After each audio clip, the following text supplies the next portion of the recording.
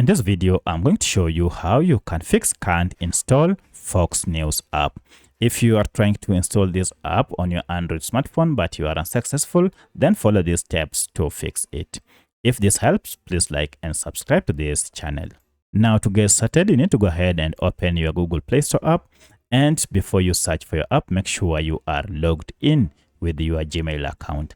However, if you can't even when logged in, then proceed and tap on your profile icon up below and then scroll down and find settings. Under settings, look for this option called network preferences and tap on it. As you can see here, we have various options. Go ahead and choose app download preference, and under it, choose the first option over any network and then tap on OK.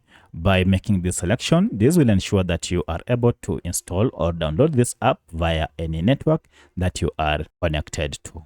In most cases, now this should fix your problem. However, if this doesn't solve your problem, then you need to go ahead and find out if the problem is with Google Play Store.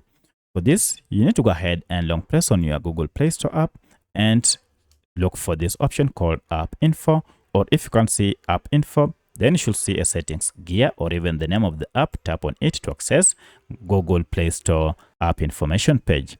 At this point, we want to clear the app data. And if I go to storage, you can see a breakdown of data on Google Play Store app. Of importance is this cache data. When you have a lot of cache data accumulating on Play Store, it might result in Google Play Store malfunctioning. To fix this, go to clear data and then choose clear cache and OK.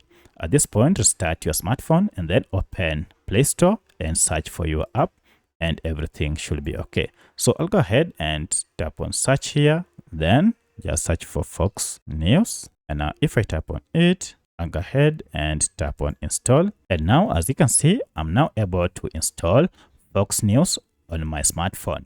So by using any of these four methods, now you should be able to have your app downloaded without any issue. If you have any other question, kindly let me know in the comment section. Otherwise, thanks for watching and let's meet in the next video.